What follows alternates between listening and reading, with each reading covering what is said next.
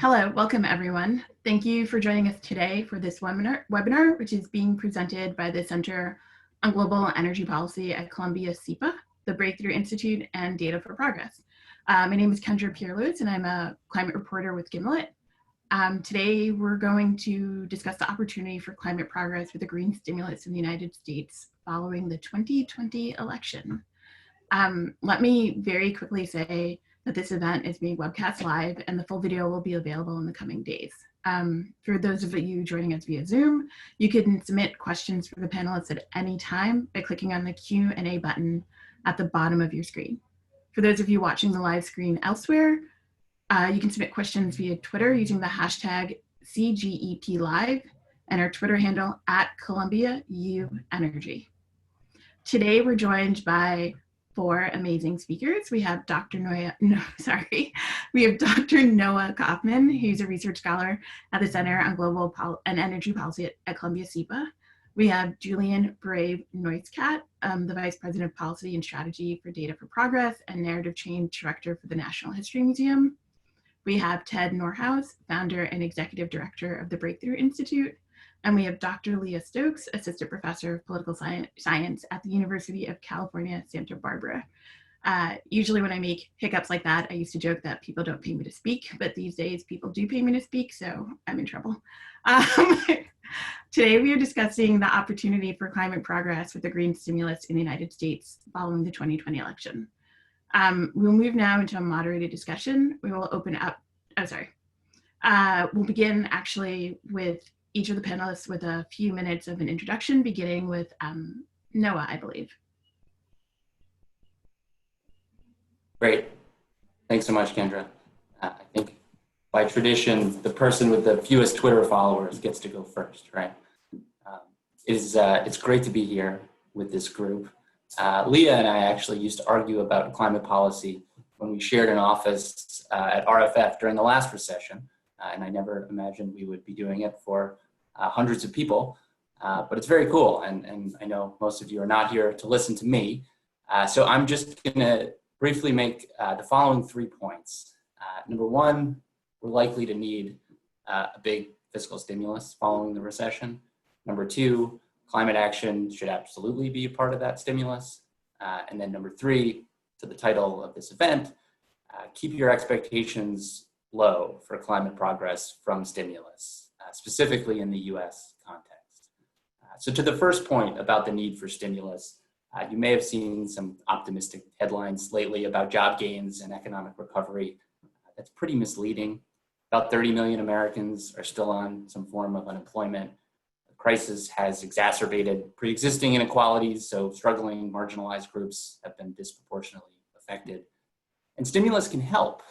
We hear a lot about the direct relief measures like unemployment insurance, checks to households, but that's not enough because when consumer spending falls, that leads to a downward spiral.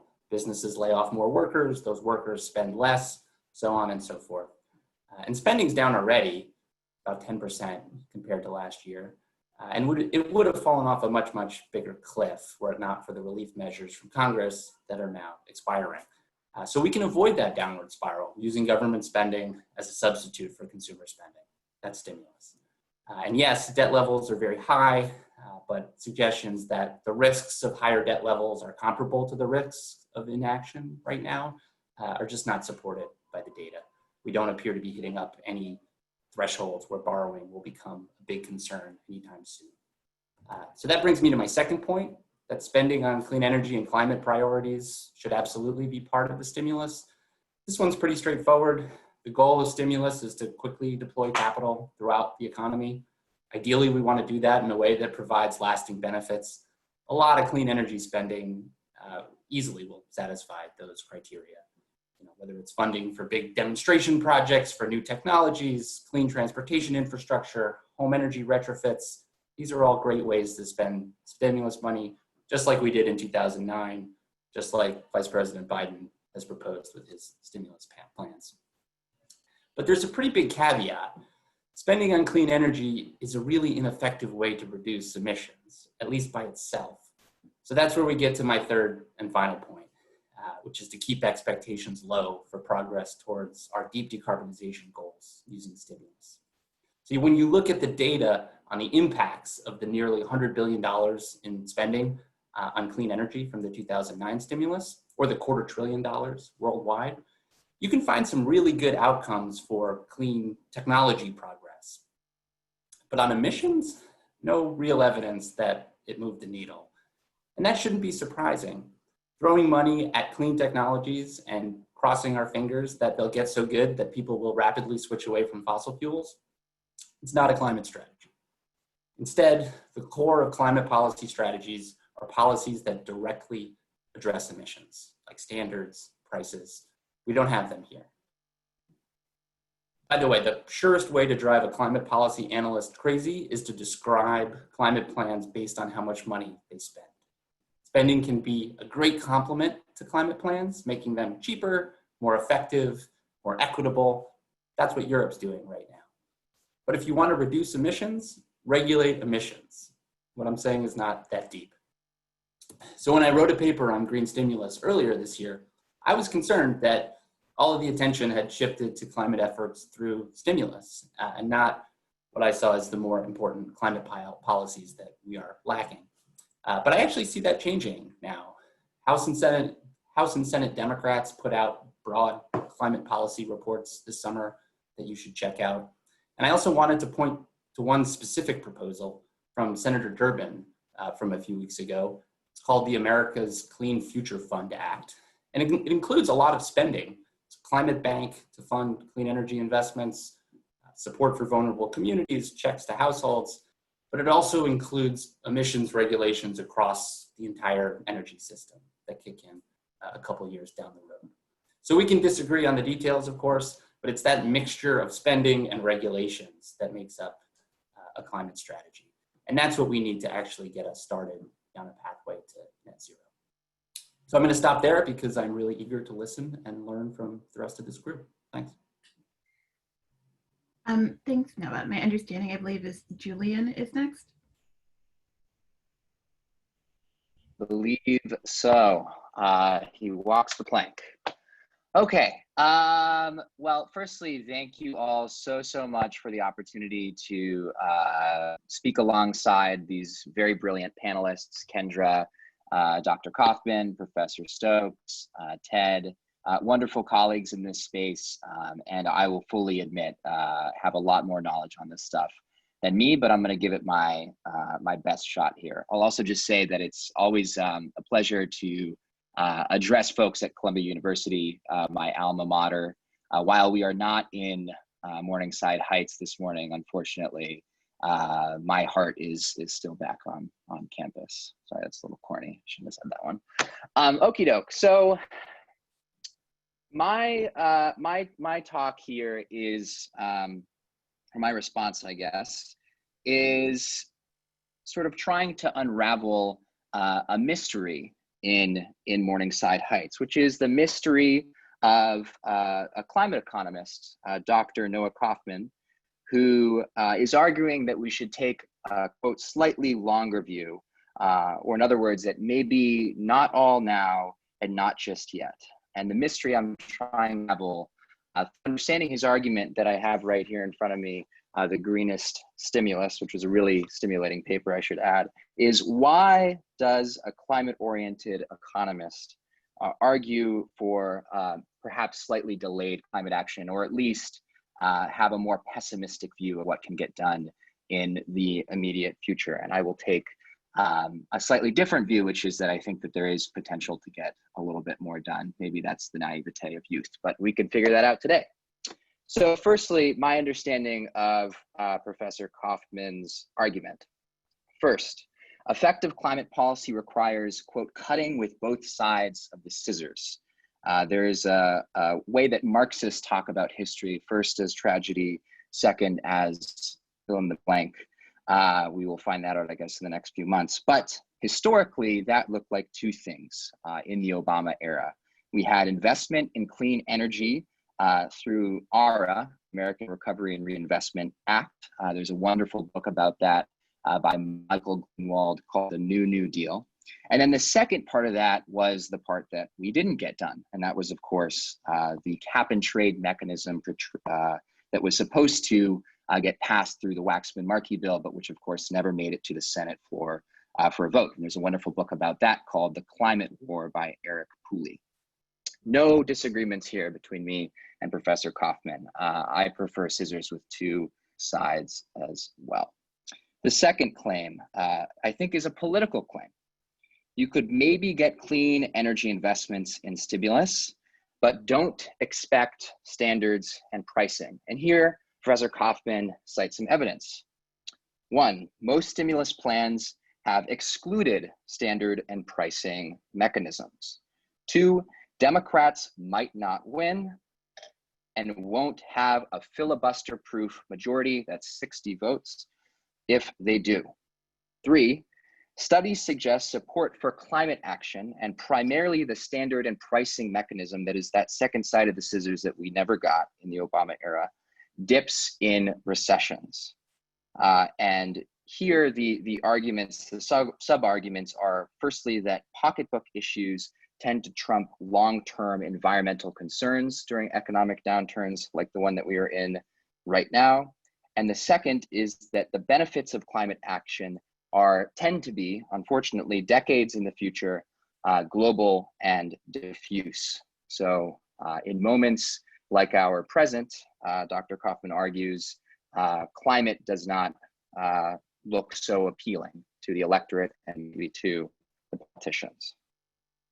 His prescription, first, we need climate action correlates with prosperity. He cites the HDI, Human Development Index, I think is what that stands for, as evidence there. And secondly, that recessions are bad for climate action and particularly standards and pricing. Therefore, stimulus with clean energy, but no climate priority. And the quote here is, quote, the first priority for policymakers concerned with long-term climate outcomes should be avoiding the disastrous consequences of a failed government response to the economic crisis. So economy first, maybe climate second, third, but definitely economy first is Dr. Kaufman's argument.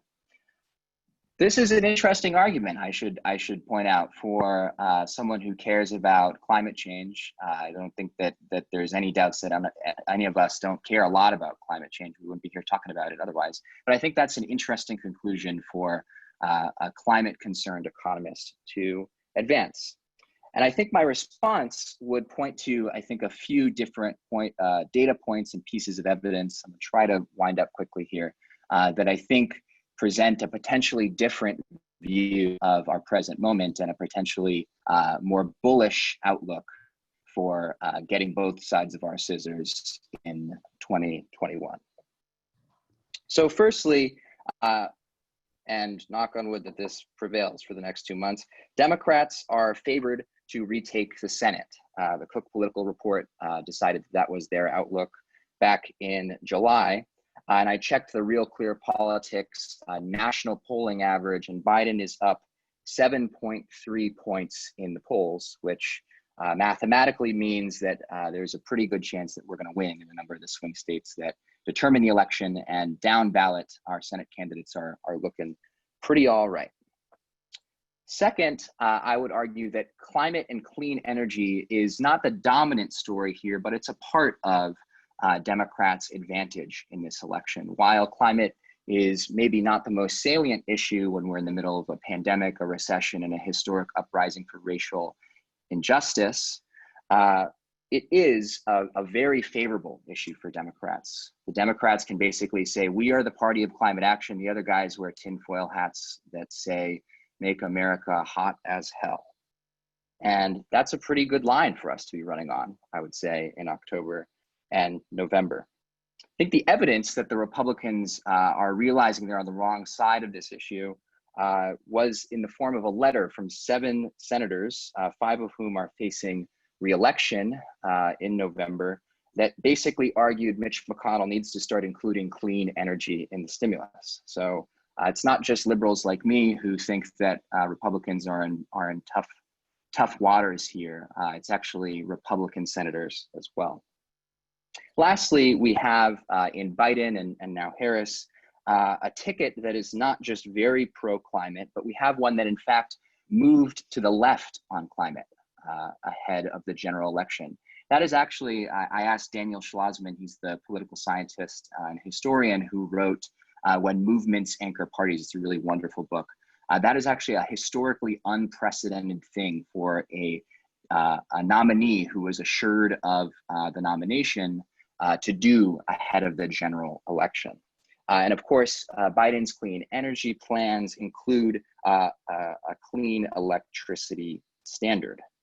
And we do have, I would say, some filibuster alternatives on the table here. While, of course, former President Obama has said maybe we should just can the filibuster, which is something I would be very in favor of. There are also potential ways that some of our colleagues here, including Professor Stokes, are looking into to get a clean electricity standard or a clean energy standard through budget reconciliation. So there could actually be a way to get that second side of the scissors that Dr. Kaufman is right to point out that we need with just 50 votes plus one. So if we get to 50 votes in the Senate and the vice president is the tiebreaker, it's not impossible to imagine a world where we get some sort of standard or price on carbon as well as our clean energy stimulus. So I'm a little hopeful. My last claim here, and this might be the one where I'm on the shakiest ground, I will admit, is that I think that in this country, recession is actually going to help us make the case for big spending on climate action. And this is in part because one of the biggest challenges that we face in this country is an immense fear of deficits. Democrats tend to be, unfortunately, spendthrift when it comes to these issues, particularly the Democrats who are closest to that 50th vote in the Senate. But I do think that actually in a moment of recession, in a moment where the Republicans have come out for $1 trillion plus stimuluses, I think is the plural of stimuli, we'll go with stimuli. When Republicans have come out for $1 trillion plus stimuli, I think that it becomes more possible and feasible that you can get someone like John Tester, whose views on deficits are shaped not only by his economic views, but also by the fact that he's a farmer. Very interesting sort of biographical background on his position here. We might actually get them to come out and spend the money that we need them to spend. So if we pair climate action with a stimulus that helps working people get back on their feet, that includes tangible benefits that aren't as diffuse as the long-term climate benefits that accrue across the globe from taking action on climate change, I think that that's something that could actually happen in the next 6 months. I'm really hoping it happens in the next 6 months. That's what I'm kind of working on, along with a number of other folks here. And I think actually, and this is maybe my boldest claim, it's something that if we get it right, could actually help many people who are going to stick their necks out to try to make this happen, have something to run on and win again in 2022, which is of course how Washington, DC, the city I live, runs and works. So I think that in summary, I think Dr. Kaufman has a really, really wonderful paper here. I think that there's a lot of insights I got reading it. And I think that our central disagreement, the core of the mystery, is that we have a potentially slightly different view of political situation as it's going to play out in the next couple of months. And of course, we shouldn't be looking too much into the crystal balls there. There's going to be so much craziness between now and November and January 2021. But fingers crossed, I think that we can get a full pair of scissors by then. Thank you so much. Thank you, Julian. Next up is Ted Nordisk. Thanks, Kendra, and thanks, Julia and Noah. First of all, I want to just thank Noah for writing a really provocative and insightful paper, and also encouraging me to write a response to it. So I'm going to both cover some of my response that's published at both the Columbia website and at the Breakthrough website right now, but also sort of make some more sort of general observations about, I think, what we've learned over 30 plus years now about climate. Apologies. About climate, the sort of political economy of climate change and climate mitigation efforts. So first of all, I think that, and I want to acknowledge that I think, there is a lot of nuance in Noah's paper, but at bottom, I think he is still articulating a fairly standard view of both stimulus and climate policy. And that view has really been that sort of stimulus is the hors d'oeuvre, and climate policy is sort of the main course when we think about the sort of climate mitigation meal here of sorts. And that is that you use sort of stimulus for short-term investments in technology and infrastructure, and then sort of the real heavy lifting gets done through long-term sustained economy-wide regulation or pricing of emissions. And as Noah notes, in 2009, we never actually got to the main course. We passed ARA, which was, for its time, a sort of historically large investment, included historically large investments in clean energy and technology. We never got the Waxman-Markey cap and trade bill.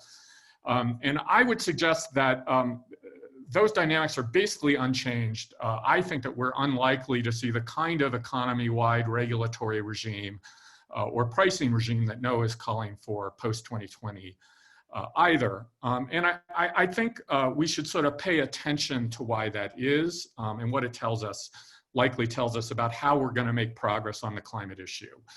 And I would suggest that, certainly in the US at the federal level, this is actually how we govern now.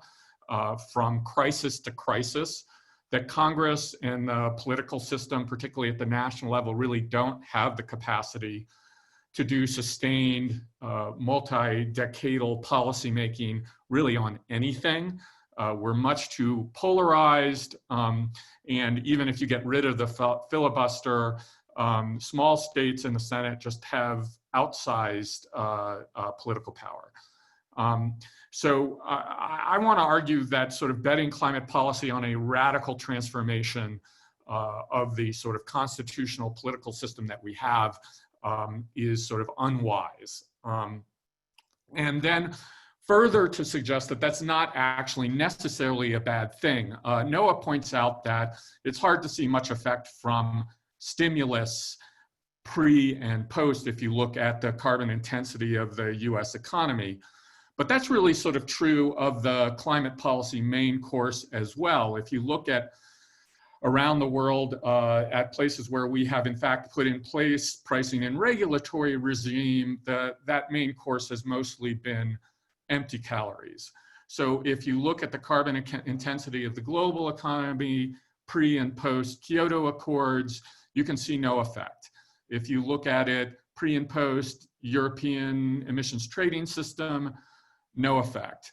If you look at it pre and post AB 32 in California, no effect. If you look at, say, Sweden's carbon tax, which has been about the highest sustained carbon tax we've seen in the world, pre and post, no effect. Go to Waxman-Markey. US emissions today are still below the caps that the Waxman-Markey legislation would have put in place had it passed over a decade ago. By contrast, big techno-economic shocks and what we're going through in the pandemic is actually one of them, have had a much bigger long-term impact than climate policy. And that's not just sort of because bad things happen. It's because they create conditions in which sort of the longer-term reallocation of resources, assets, and technology and infrastructure are possible.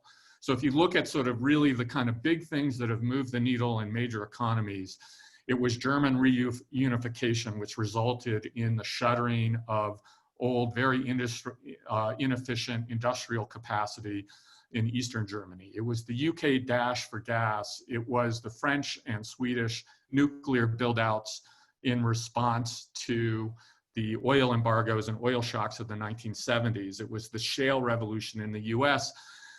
And even though you can't really quite find a climate emissions signal from the US stimulus investments, more broadly, the global financial crisis actually did sort of change the trajectory of and carbon intensity of the global economy pre and post. All of these things and all of these sort of crises and responses to these crises really are sort of what I would call massive asset stranding episodes. So old carbon intensive technology that gets shuttered in these episodes never comes back. The coal plants don't get fired back up. All those aircraft that got parked out in the desert when air travel collapsed this spring, most of those aircraft are never going to come back into service. They're going to be replaced by newer, more efficient aircraft. And I think if we kind of take a step back from this and think about what's going on here, I would just argue that these kinds of crises are actually the sort of rule and not the exception. They are a regular feature of advanced late capitalist global, the advanced late capitalist globalized economy. They actually thwart long-term top-down multi-decadal planning for emissions reductions. Trading systems just as a result inevitably over-allocate emissions. And these shocks just put enormous pressures on efforts to sustain pricing instruments, even where we can put them in place of all sorts. My case is that climate strategy, policy, and advocacy need to actually sort of lean into this reality and really reorient toward it.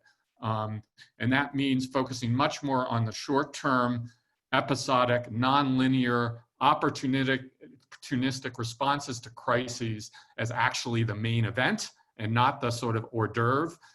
These are the opportunities to both sort of strand fossil assets in the midst of these crises and invest in low carbon technology and infrastructure for the recovery. And then to focus on long-term policies that are politically sustainable between crises. And for me, that's innovation, which even at the US federal level, as Julian notes, we've actually seen bipartisan defense of federal innovation investments, despite everything else being completely dysfunctional in the sort of climate policy and politics space. And then focusing regulatory efforts not at the economy-wide sort of cap regulatory pricing level, but focusing on much more sort of modest sectoral level regulatory efforts, which I think are likely to prove much more implementable and sustainable over time. So that's my view, and I'm really looking forward to getting into the discussion here. Thank you, Ted. And then last but not least is Leah. Thanks, Kendra. Okay, I have garbage internet right now, so we're gonna hope that I don't get kicked off. It's really funny. Last year, Senator Sanders, when he came out with his climate plan, put a really large number, I want to say $100 billion, and he said he wanted it for broadband. And I thought, why? That's not a climate policy. And now I've eaten my words, because turns out having good broadband is good climate policy. So that would have been a good idea. Senator Sanders was right on that one. So thanks so much for having me. It's been very interesting to hear these comments from all my friends and colleagues here. I just want to make a couple points where I kind of disagree with people based on empirical evidence.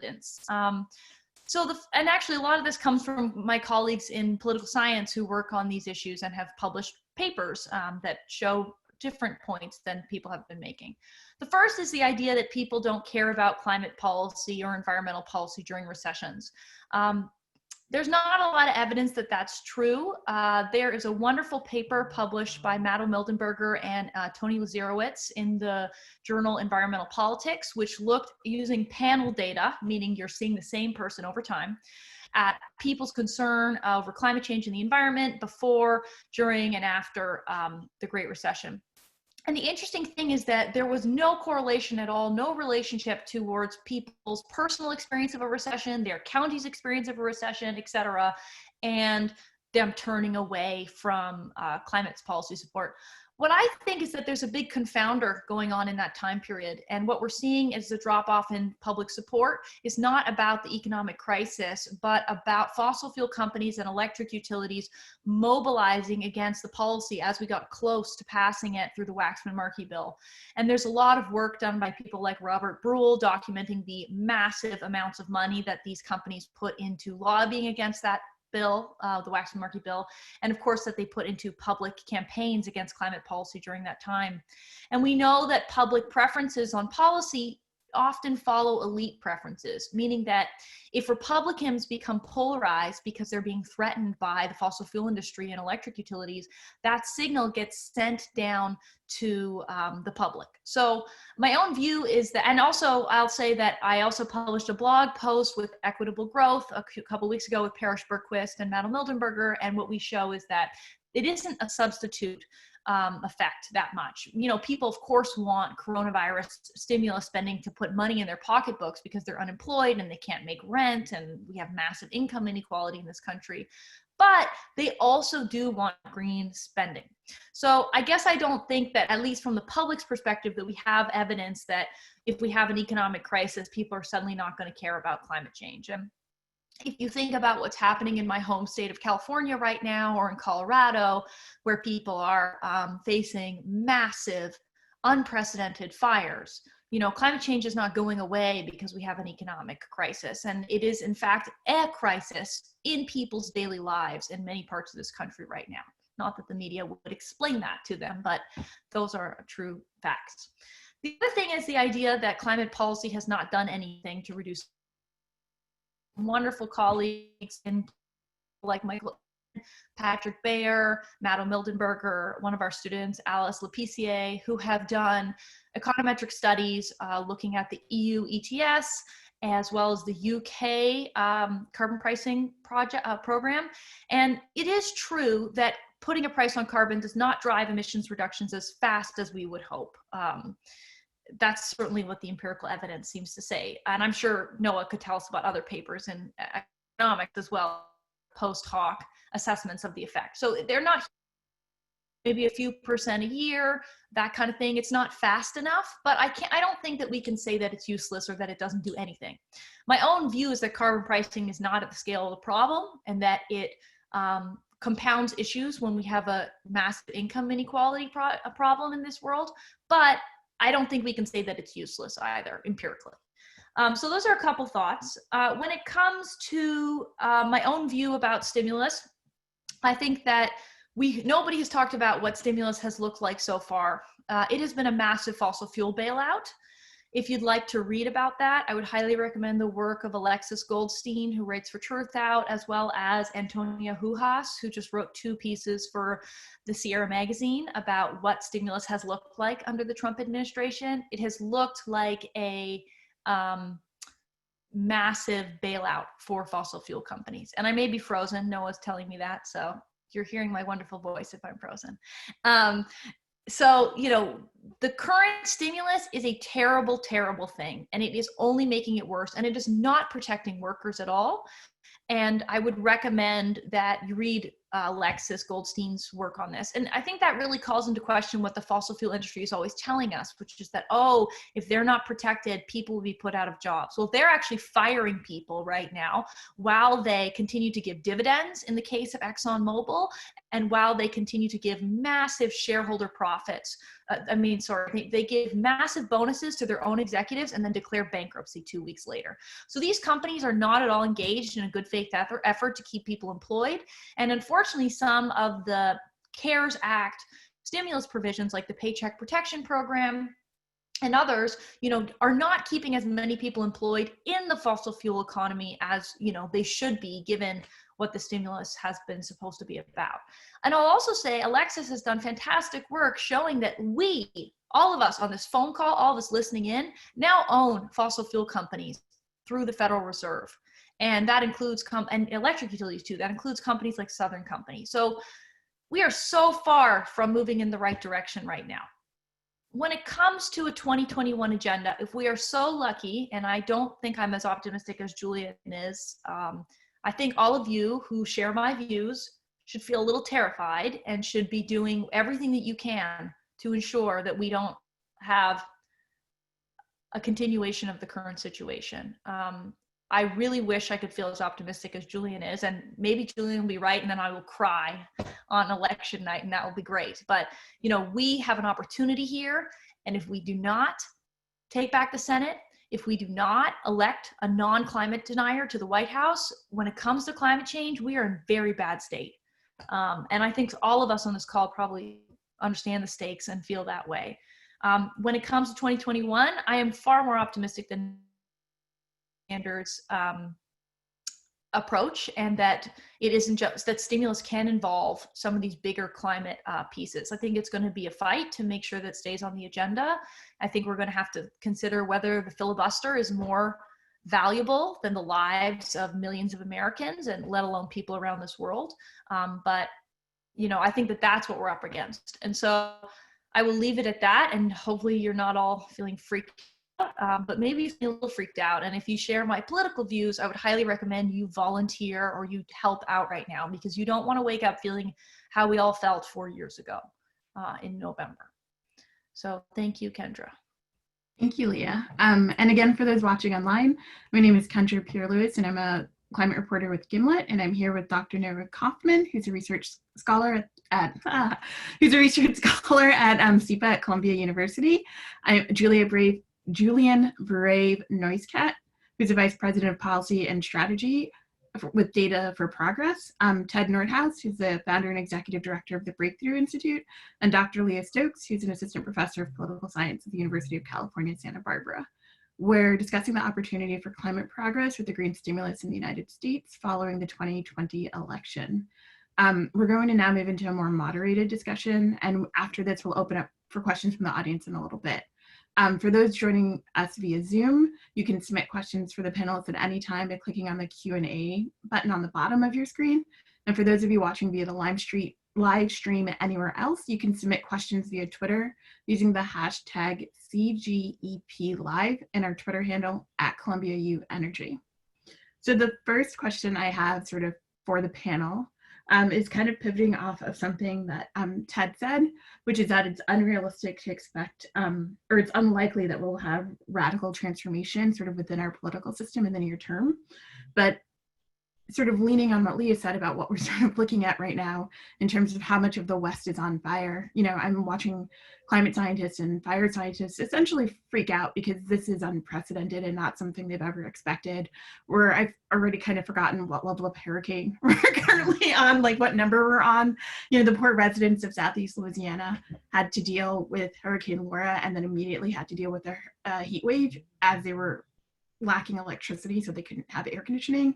So what my question to the group is why is it that we're currently experiencing radical transformation of our climate, but we can't expect or anticipate or push for radical transformation of our policy system in order to, you know, make things less bad? Anyone? Great question, Kendra.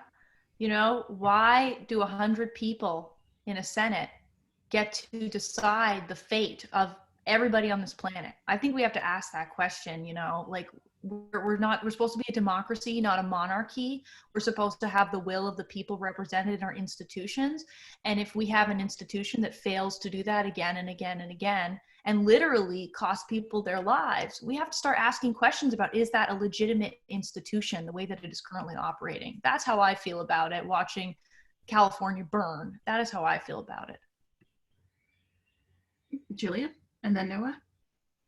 Yeah, I completely agree with my friend Professor Stokes. You know, I think that the reality that either the current sitting president is going to lose the popular vote but win the electoral college, and therefore we will have minority rule again, or that he's outright going to tamper with the election, and that is, you know, the path to victory for him and his party, I think really calls into question the fundamental sort of institutions of our democracy. But I think for folks who are engaged in sort of thinking through, what a more progressive and enlightened party could do in the limited time that you have, and with the control of sort of the floor of the Senate and all these sorts of things, I do think that we are actually gonna, and I'm glad that this is not gonna be my job, but like managing what sort of reforms and sequencing and how you control what goes to the floor and all that sort of stuff is gonna be quite the coordinated dance. And I think that there's kind of two competing lines of reasoning from a political perspective on this. On the one hand, you can hopefully repeal or reform the filibuster in such a way that you can then maybe save the planet or, just make the Senate work. But I think that there's an equally strong line of reasoning that says if you're going to go the step of reforming or repealing the filibuster, which again, former President Obama has come out in favor of, then you might as well go all the way. And once you've repealed the filibuster, go for some real democracy reforms, packing the court, admitting DC, Puerto Rico, the Virgin Islands, a number of other territories, if they so choose, as states, reforming, reinstating the Voting Rights Act, a number of things like that I think would also be on the table. But then from the perspective of, you don't have endless time running the Senate. There's an election coming up fast in 2022. I think that raises questions about, whether you can get all this done. So, I guess in that regard, I'm fairly a realist, and I kind of doubt that we're going to be able to do all of these different things. And of course, it's hard to argue against saving the planet taking priority, but it's also hard to argue against saving our democracy from taking priority. So it's quite the rock and hard place to be between. Noah? My biggest disagreement so far is with Julian flaunting his youth by referring to us as Professor Kaufman and Stokes. But other than that, I really appreciated the responses. Just to defend Ted for a second, I guess, because Kendra, your remarks sort of were referring to what Ted was talking about. I think Ted's right that you look back over the history of climate policy, and the results are not inspiring. We've seen policies; they've been really weak. Not nothing, as Leah says, but they've been weak. Kendra's correct that right now we're seeing the visible effects of climate change like never before, but the evidence was here decades ago, right? And we have utterly failed to act at the scale of the crisis. And that's because of real political challenges with overcoming sort of the barriers to climate action. So I don't think Ted's crazy to look out at the past and say, I'm not optimistic about action in the future. But I just don't go as far as he does. I think that the past is the past, and I don't think that changes what we need to be pushing for going forward. And I think it goes a little too far to say that this isn't possible. When I look at countries like the United Kingdom or Denmark or Sweden, that their climate policies aren't perfect, but they have real climate policy frameworks in place. I honestly don't think we can expect countries to go too far out ahead of the rest of the world. But if the US were to ever get its act together, countries like that would be really well positioned to rapidly decarbonize. I think that's what we need to be pushing for here as well. I'm curious for Ted's response, but to me, his attitude is somewhat defeatist. Yeah, I'll just say I don't consider it defeatist. I do think that we ought to be pursuing strategies that are sort of robust to multiplicity of political possibilities in the future. And I think when I look at a lot of the conversation I see, it is actually sort of predicated on fairly profound changes, certainly in the US political system, that I think are highly uncertain at best. Getting rid of the filibuster, packing the Senate, packing the courts. I see even under the best of circumstances, a Joe Biden landslide, that does not sound like a Joe Biden presidency to me. He's an institutionalist. I see no evidence that Joe Biden is going to sort of lead his fellow progressive Democrats to that place. Secondly, with all due respect to what the UK and Sweden and various other places have done, I think we often sort of overstate the kind of differences in outcomes. I think that, as I pointed out in my remarks in my paper, you can kind of model various sorts of counterfactuals and identify, a signal in your models from sort of pricing and regulatory policies of various sorts. But at the point at which you are literally needing to kind of create a model, create a counterfactual to demonstrate the effect is very modest. And third, I would just say that I think that this has been sort of, with all due respect, everyone, one of the tropes of the kind of climate policy and debate for a long time, which is that if the U.S. got its act together, everybody else would follow. And I think the reality is a lot more complicated than that. I think we tend to take this very US focused lens on these things and kind of go like, it's the Koch brothers and the fossil fuel industry that's blocking action and the climate denialism that they fund. And you just can't find any of that hardly anywhere else in the world. In most places, the oil and gas and fossil industries are state controlled, and the dynamics are kind of very, very different. And I actually don't believe that kind of the US becoming a climate champion would result in a sort of transformation of the global politics of climate change. When and if that happens, I guess we'll see. I think it's a difficult sort of thing to prove one way or another. But in the meantime, I think we need to kind of take progress and take our victories where we can. I think the most likely place that's going to happen in the next couple of years is going to be through stimulus and economic recovery. When these windows of opportunity in these crises open, I would argue we should shove every bit of low carbon technology infrastructure through them that we can. That's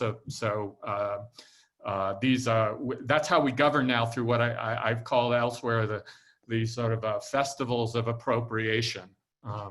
And I think we're going to get another window for that in 2020, actually, even if in the event that Republicans still have some control over the executive and congressional branches. You tie that back to a question that I sort of had in reading Noah's paper, which is sort of pushing for this kind of more regulatory policy approach. And the question that I have is, even under the best case scenario, you get I almost called it a regime, but you get you get maybe 8 years in office, right? So like Obama had 8 years and he put in place all of these regulatory processes, and whether they go far enough is a separate conversation. But the Trump administration has spent the past 4 years undoing all of these regulatory policies. And so how do we avoid kind of a climate seesaw? Do you know what I mean? Where people put policies into place and then the next administration, for whatever reason, overturns them and we end up back at the starting line, essentially.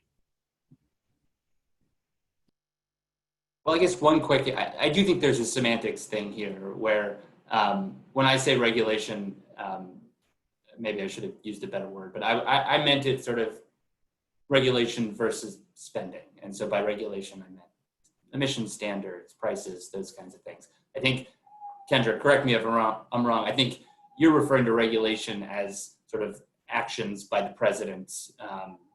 Well, even looking at emission standards, look at what they did, look at what the administration has been doing to car administration standards. So even within that framework, they're still trying to undo them or limit how quickly cars get efficient, is I guess maybe more accurate.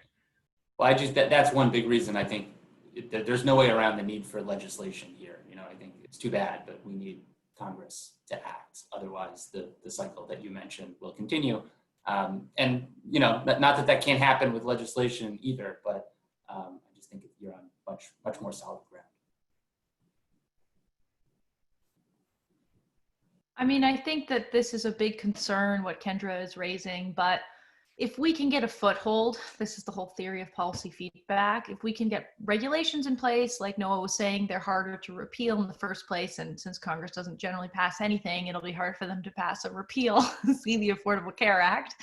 And, the other thing is that if we can get a foothold and we can transform, for example, electric utilities, or at least some proportion of them, from laggards and opponents into advocates and allies, then we can start to have parts of the economy that are decarbonizing and that see benefits in continuing to decarbonize, that see a competitive advantage. This is what David Vogel's work has shown, looking at other kinds of sectors and other kinds of environmental policy in the past. So, and I think you're even starting to see the beginnings of that with some utilities like Excel being willing to go out in front, pushing their own legislatures, in the case of Colorado, to actually put into law requirements for them so that they can get money through their Public Utility Commission process to be paid back for the investments that they're making. So if we can think about climate policy that creates benefits for some groups and that can lock in those benefits over time, hopefully that can reduce some of the backsliding that could happen. And then something else that really struck me in reading both your piece, Ted, and your article, Noah, is the emphasis on growth. And I guess I wanted to talk about economic growth and that paradigm, because there's like a growing number of economists that are sort of pushing back against it and saying that growth for the sake of growth isn't feasible. I'm talking about the work of people like Kate Rayworth. And so you're still operating with that kind of like traditional growth paradigm. And I'm just wondering what you think about that sort of more broadly in relationship to climate. Or anyone else, not just Noah. I don't mean to throw you under the bridge. I mean, I'm pretty unabashed that obviously not all economic growth is good, but there is a reason that sort of policymakers continue to prioritize it. It's not a gigantic conspiracy, and the rising tide, more or less imperfectly, does float all boats and kind of creates the possibilities, I think, for sort of effective action on issues like climate change, in the sense that, when, in periods of prosperity, we create more economic surplus, more of that surplus can be diverted to various sort of environmental and other sorts of social objectives, and you get faster turnover of capital stock. There's a whole lot of reasons why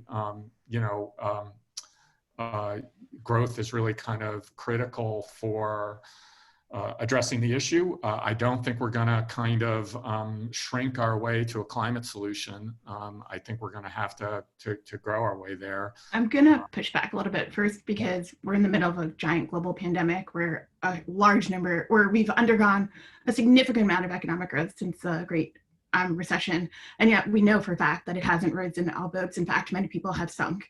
And one of the reasons so many people are struggling right now, because they're out of work because of the pandemic and because we didn't allocate those resources in ways so that people can actually get by. We also know that kind of shrinking the parts of the economies that people traditionally accessed during the Great Pandemic did not meaningfully reduce greenhouse gas emissions. So it's pretty clear by most people's measure that the idea of human well-being and the economy, that's become decoupled.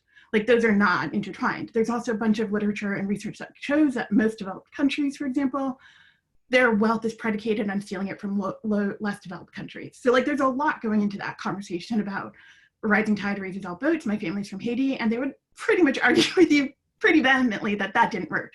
That a lot of there's an argument but there's actually evidence and argument Yeah. on both sides of this issue. There's lots of evidence to show that Haiti literally had to spend millions of its wealth to buy itself out of slavery, and that a lot of the wealthy countries like France and the United States is actually predicated on Haitian wealth. So like, I don't deny that there is lots of scholarship suggesting that, and there's it's not suggesting it. It's literally like you can follow the flows of capital. And to sort of say that, well, this has been sort of a proven fact, I think it is a fact that France required Haiti to pay for itself out of slavery. That's a fact. Well, that's not a fact, and I think one should be careful overgeneralizing from that particular fact. Well, maybe I wonder can if jump this in is. here. Noah, do you want to jump in here? You go. I agree with many things that Kendra is saying right now. I was going to raise the work of a Princeton economist named Atif Mian, who has deeply influenced my thinking on this topic recently, and the work of equitable growth.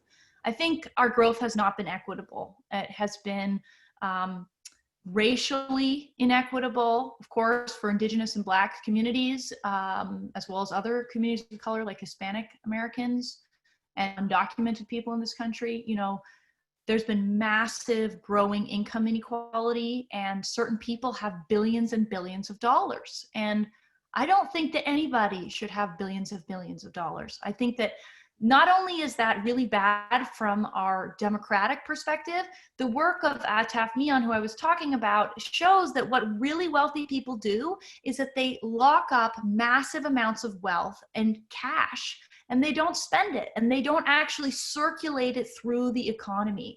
So when we're thinking about stimulus, when we're thinking about wealth and who owns it, it actually matters where we put it in terms of the multiplier effect. So this is what economists would show us, and maybe no one can correct me or agree with what I'm saying. If you look at like the work of Joseph Stiglitz, for example, or there's this wonderful economist at Barnard whose name is currently Peltier, I want to say. Anyway, the point is that if you put money into certain parts of the economy, it ripples out and it affects more people, and more people get lifted up.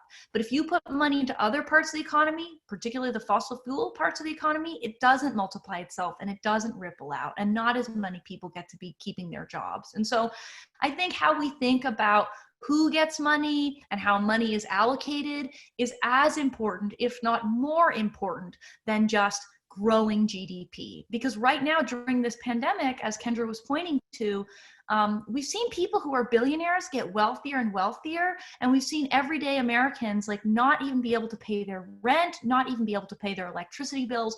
And if you just looked at the stock market, you might say America's doing great. But if you looked at everyday people's lives, particularly Black, Indigenous, and Hispanic Americans, I don't think that they would share that view. And so equitable growth is, I think, the way to be thinking about this. Noah, did you want to add something? Well, so I was just going to say that I think this is a great and fascinating conversation, but I actually think it's a separate conversation. I think the purpose of stimulus, in my mind, especially in a situation like this, it's not growth for growth's sake. We're talking about people who are hurting right now, especially marginalized groups that are hurting, and this is about getting them the help they need. I think at that, I absolutely think we should be having these discussions that about equitable growth. I'm just not sure it necessarily the response. I don't think necessarily means we shouldn't be deploying fiscal stimulus or anything like that. That's all. I know Julian wants to say something. Yeah, I'd love to hop in. I think this is a really interesting and important conversation. I'm glad that Kendra raised it. Firstly, I would say that someone whose work really shaped my thinking on this is Eric Williams, who's the historian and former Prime Minister of Trinidad and Tobago, whose research showed that the wealth accrued by plantation owners in the Caribbean during slavery financed essentially the Industrial Revolution, which of course is sort of the historical underpinnings of today's conversation. I would also just add that in my own sort of reporting and work, you can't really talk about the sort of fossil fuel economy in the United States without talking about the history of, and ongoing history, I would say, of dispossession and a non-consensual relationship between the federal government, both of the United States and Canada, with First Nations. And I think, that is manifest, of course, in some of the most significant stories about climate change and injustice over the last 10 years. You know, things like the Keystone XL pipeline, the Dakota Access pipeline, and so many others. Those are stories principally because the view of those communities and the ongoing experience of those communities is that their wealth, their land is extracted, and that is sort of the basis of sort of fossil fuel capitalism.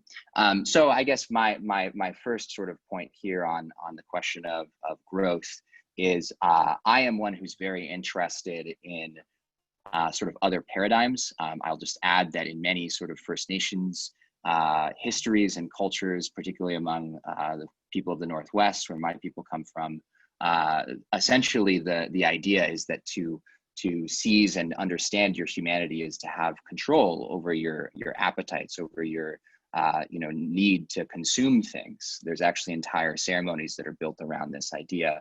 And my good friend and colleague Bill McKibben talks about the need for humanity to come into that sort of a maturity with its relationship to the natural world and the things that we consume in his most recent book. And it's an idea that I'm very interested in. At the same time, I think that I also look at a lot of polling data. Data for Progress is sort of primary research is fielding surveys. And consistently, when we ask about support for climate change and sort of the different framings that lead to people supporting climate action, we see jobs, infrastructure, economic growth, and energy savings constantly going up to the top. And I think that's kind of an understandable finding. People want good jobs, people want to save money, people want to see the crappy infrastructure in their community get improved.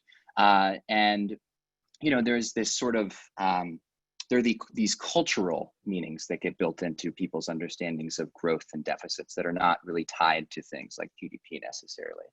And I think that that's really hard to undo. That to me is not a thing that we undo over the next couple months or years. I think that that's a very long-term project, a project that's deeply tied into, what a truly flourishing humanity and society looks like. And unfortunately, sort of, the electorate, mass media, and the ways that we've developed sort of debates around these questions create traps where we can't necessarily, in a broader public, and when there's so much on the line in these elections, we can't necessarily explore these ideas, from the presidential debate stage or in other places where they deserve. But I think that we should be keeping our eyes on places that are. I think, for example, the Prime Minister of New Zealand, Jacinda Ardern, has started to decenter GDP in the way that New Zealand talks about its own economy. And I think that in the long term, I would be among the sort of group of people that would agree with sort of the perspective and critique in Kendra's question that says that we do need to start decentering those things. And I think that that is deeply ingrained in a more just and equitable relationship between people in society, and also between people and the resources and natural world that we depend on and are rapidly running into oblivion. Sorry, that was a little long. Thanks, Julian. A lot of you guys have submitted questions. I want to open up to some of the questions that are in there. Honestly, at this point, there are like probably more than 40 between the Zoom and Twitter. So unfortunately, I'm probably not going to get to all of them. But I'll start with this one from someone named Stephen Kohler, which is, what are the most promising Trojan horse or low-hanging traditional economic policies that high impact policies can be baked into a stimulus package that could pass the Senate? I'm not sure if that was super articulate, but yeah. Noah, you want to go?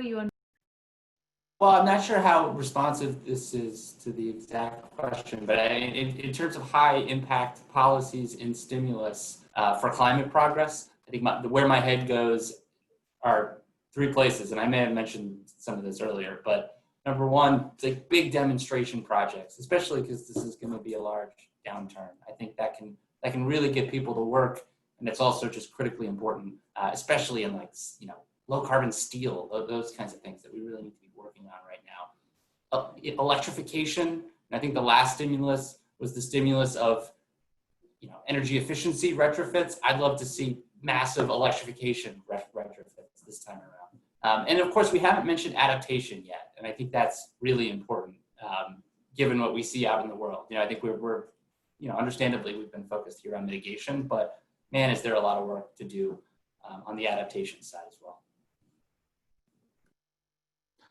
I'll just say, I think,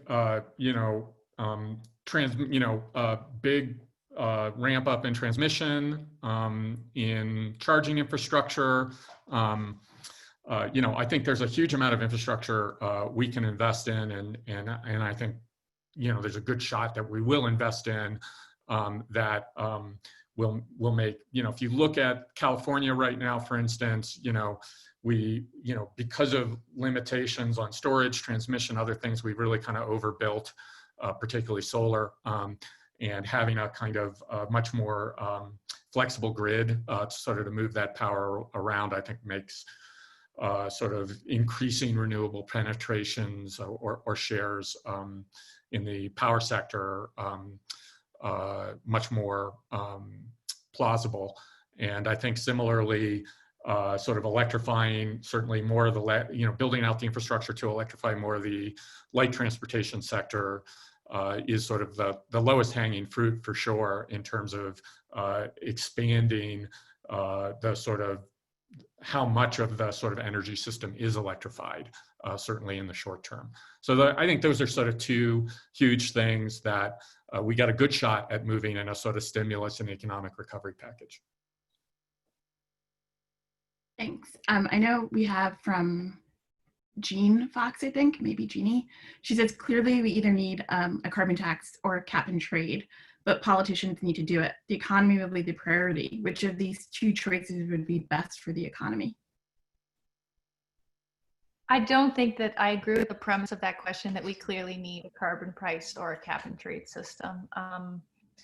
There's a lot of hope on that as a solution. There are groups that are founded specifically to push that. It is a helpful thing to do, but it will not solve the problem. I have a long essay that I will eventually publish, and know I have to get to read before I publish it about what I think on that topic. So I don't think that will solve the problem. It would be a good thing to do at the margins, but to me, I think that the things that Noah and Ted were talking about are far more at the crux of the problem that we face right now. I don't know if people have read this report by Rewiring America. David Roberts wrote a whole long piece on it. I'd recommend people check it out. Another way of thinking about this problem is not pollution that's unpriced and it's an externality. Another way of thinking about it is a bunch of stuff that we have, infrastructure, lawn, cars, houses, stoves, they run on fossil fuels. We need to stop having them run on fossil fuels. And we could send a price signal that might weekly change that, or we could directly employ people to go and change cars, change houses, change all these things, give money to people to turn over the stock of all this fossil intensive infrastructure that we have. And so that's the approach that I think is more straightforward, a sort of standards and investment approach. And so I'm not convinced that we must have a price on carbon. Noah?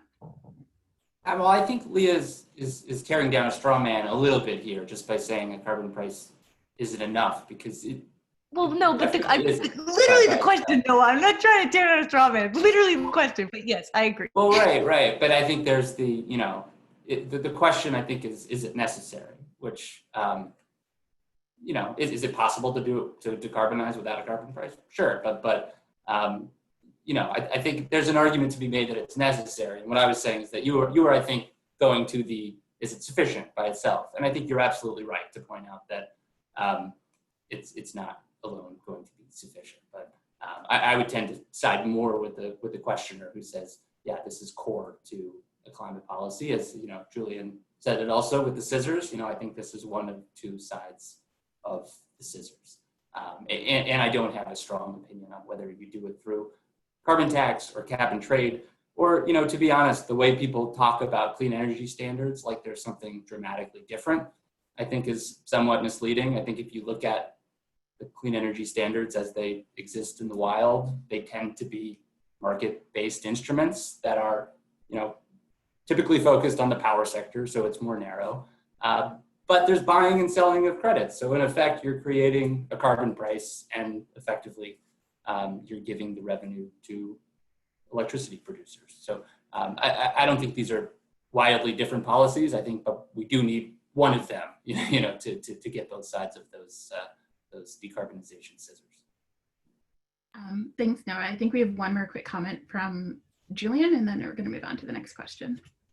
So I'm going to hop into the vortex here, probably a little in over my head. But so follow me down this thread. So if the president, or sorry, if the Democratic nominee says he prefers a clean electricity standard, but the Senate rules and processes to get a 50 vote +1 budget reconciliation say that you have to do those changes through the tax code, then you need to design a clean electricity standard in such a way that it fits into the tax code so that it is reconcilable. At which point, maybe it's not technically most accurate to call it a clean electricity standard. Maybe it's a carbon blank. And then you have a debate about whether you actually want it to be called a carbon tax, because in this country, people effing hate taxes. So this is one scenario that I've been thinking about a little bit. I don't know if it's a scenario that we're going to live through in the real world, but I think it is one that could happen that wonky people might be interested in. So just to add a little asterisk onto this debate, we might be doing one thing that could be described as another thing because the rules say that we have to do it that way. And then we might have a big fight over what we call it because there are real political consequences in how things are marketed. That's why people run around with red hats on. This question is from Bob Ward, which is, how important is it for the stimulus to include spending to promote a just transition, helping to retrain and redeploy workers in high carbon industries, including coal mining?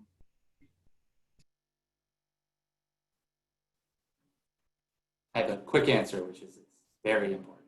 I think both substantively, morally, politically, it's something we need to do, and I think I would define it even more broadly than the question defined it. I think what we really need is economic development in these communities, and I think that includes things like transition assistance. But I think the problems are even broader than that, especially in coal communities. I don't want to talk too much, but I did speak to someone who used to work for a certain politician from West Virginia a few months ago, and they raised a very interesting point, which is that, at this point, if you look at West Virginia's economy, which is obviously going to be a very important sort of deciding factor in how all this stuff goes down, if we even get the chance to do it, coal is not actually a major part of that economy. But it is an immensely important part of that economy's culture and that state's culture. There is a major college football game in West Virginia that is called the Coal Bowl. So I think that on the one hand, Noah, and the question is exactly right. We need to be thinking about what we owe to the fossil fuel workers, the coal workers, the miners, et cetera, for building this economy.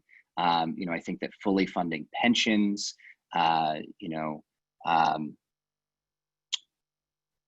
fully funding pensions and sort of looking into what Jay Inslee described as a sort of GI Bill for fossil fuel workers are things that I think should be on the table.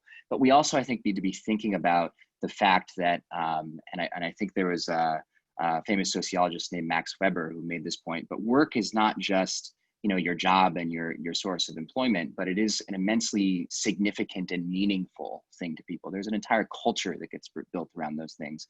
And I think we need to be thinking about the just transition in that dimension as well. And that actually might be the harder part of it at this point. Thanks, Julian. That's a really good point. This is from an anonymous attendee. I would like to hear Noah and Leah respond to, sorry, names are hard, Ted's claim that late capitalist global economies thwart the implementation of decadal policy.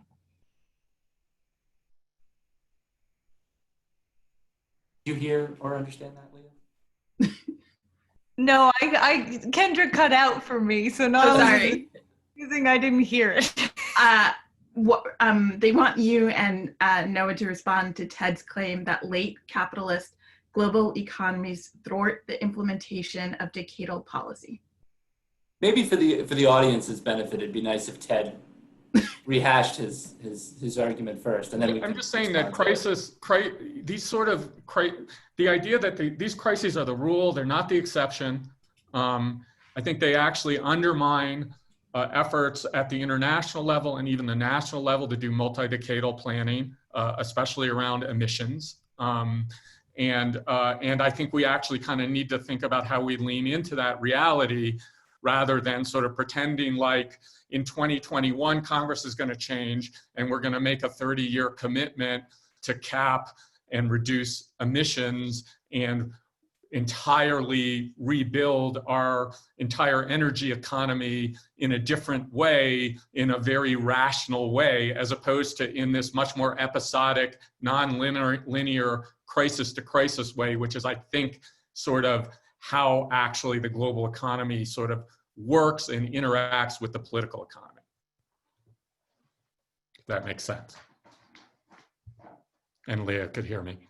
Well, I think there are some things I do agree with Ted about, like, for example, the idea that I don't really believe in this collective action framework where America is going to do things and all these other countries are going to magically do things. We're all going to magically do things. So I agree with some of the critiques that Ted is putting forward, but I do think that there is momentum to the changes that we can make, meaning that, you know, prices fall, things get cheaper to build, you know, we turn over our workforces. There's not as many vested interests in the fossil fuel economy as we start to transform it. And so I think that as that momentum starts to build, and I literally wrote a whole book about this, it's certainly not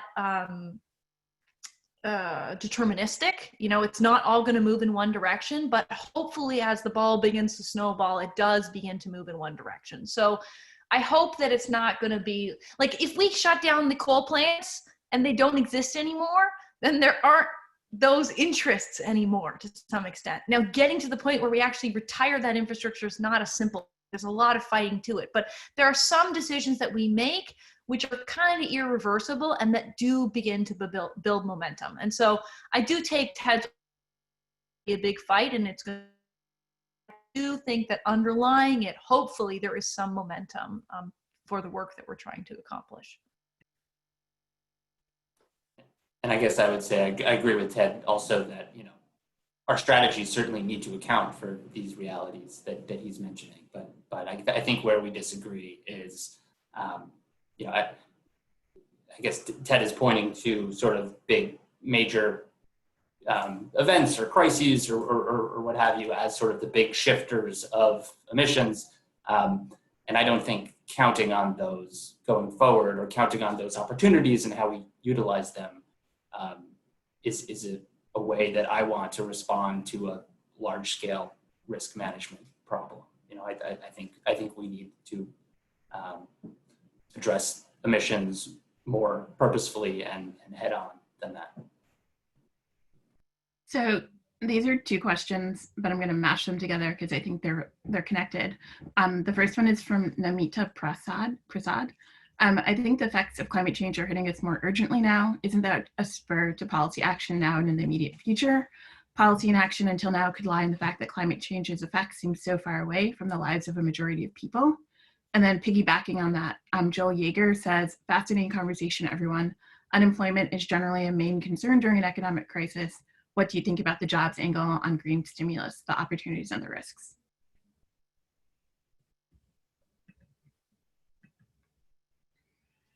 Well, I'll make one brief comment on the first part, which is that, yeah, climate change is happening now. It's really depressing to live through it, to be honest. People feel that way. But the really tragic thing is that the media doesn't talk about climate change. And that isn't my opinion. That is what the shows. And so I'm concerned that a lot of people don't even know that they're experiencing climate change. And my internet connection is unstable, sorry. And you know, when people don't even understand that they're experiencing it, it's hard for them to make that connection. And literally, when I just say, this is climate change, enormous response as if that's a revelation for people.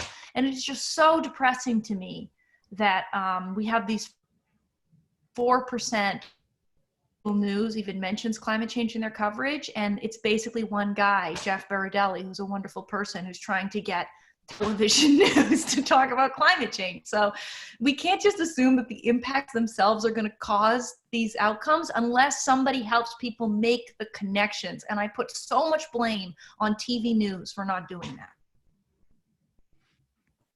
For the record, I've primarily worked in print and podcasts. Just it's not your fault. And Julian's also a journalist. I'm not blaming you guys. Sorry. I know people love to hate on media. Sorry. Can I respond to Leah for a minute? Which is that, you know, I think that sort of in the sort of climate discussion, there have been demands for media to cover this more extensively since almost the beginning. I mean, I'm old enough to remember when the Clinton administration, prior to Kyoto, got famous TV weathermen to start talking about climate change, you know, like Al Roker and, you know, all of the big national sort of figures. I just think, you know, it might be nice if the media kind of said what we want them to say or gave our version of reality, but I just don't think there's much reason to think that's going to happen. I think the big change, you know, and I'm interested in what Leah and Julian particularly have to say about it, but, you know, the new John Krosnick study from Stanford is out, the latest version of that. And, you know, he's been tracking the attitudes since like 98. The interesting thing is that on most of these metrics, you know, the long-term metrics he's tracking, there's very little change in terms of public opinion. It's been quite stable. I think at sufficient levels sort of to take various sorts of action. The big change has been that there's a much larger, what political scientists call issue public, you know, really based in the Democratic Party. And I think that's what we're actually seeing today. And I think it's double-edged. You know, it means that it's a much more central concern for Democrats, and it means that the issue is much more polarized politically and has kind of been pulled much more into the sort of culture wars. So I'd be just interested what you know, Julian or Leah has to say about that. I'll be the sacrificial lamb first. So, you know, I think that so we have two questions here, right? We have concern about climate change, and then we have the jobs. Let's take the jobs first. So Saul Griffith in Rewiring America makes a case that we can make 25 million jobs through decarbonization in the next 5 years. I think that from my perspective in the work that I do, that's great and really good for the economy. It's also the kind of thing that in our exact moment is going to be especially persuasive for members of Congress who want to see those jobs being created in their districts and in their states. And I think we especially are going to want those jobs to be happening in West Virginia, Arizona, Montana, Maine, and a number of other places where we're going to need some senators to vote for a thing. So, you know, I think that right now, that kind of job creation metrics and using those not just as like an indicator of how good decarbonization is going to be for the public good, but also as a persuasion mechanism to get politicians to get on the right side of these issues is going to be like gold on Capitol Hill. And I hope that the journalists who are covering this, the researchers who are working on it, are going to be paying attention to that essential piece, because I think it's going to be one of the most important sort of data points and things that we talk about the next few months. In terms of concern for climate change, I think I would tend to agree with Professor Stokes' view that we could use a lot better sort of media coverage of this issue. I think that could be repeated across a number of different progressive and democratic issues. If they talked about them in ways that were more empirical, I think that we would have a much different state of debate in this country, because I think cable news very clearly sort of usually sets the terms and terrain of political debate. On the other hand, you know, just from someone who's done a little bit of journalism perspective, I think that we also need to figure out better ways to tell the climate story, in the sense that, you know, the way that you do this usually on cable news is you take some images of flooding and maybe a tornado or a hurricane or a fire or something, and you're like, oh, this is climate change. And I just don't know if people viscerally feel that. You know, what I viscerally feel is like calling my mom in Oakland and her saying right now, you know, it looks like nighttime in the middle of the day and it's hard to breathe and she can't go outside and all those sorts of things. And I don't know if we're doing enough of that kind of journalism on a bigger stage than the magazines and the print publications and all that sort of stuff. So I think that's really important. I think another thing to watch here is whether in the next few years, Republicans do some sort of pivot on this issue. You know, the Brookings Institute did a very interesting little study / report a couple years ago, just pointing out that the Republican Party is not just in a conundrum demographically and with public opinion on this, but also regionally. You know, the Republican Party's strongest base of support is in the United States South, which is one of the regions that is going to be first and most and hardest impacted in terms of economics and also just climate and environmental impacts by this.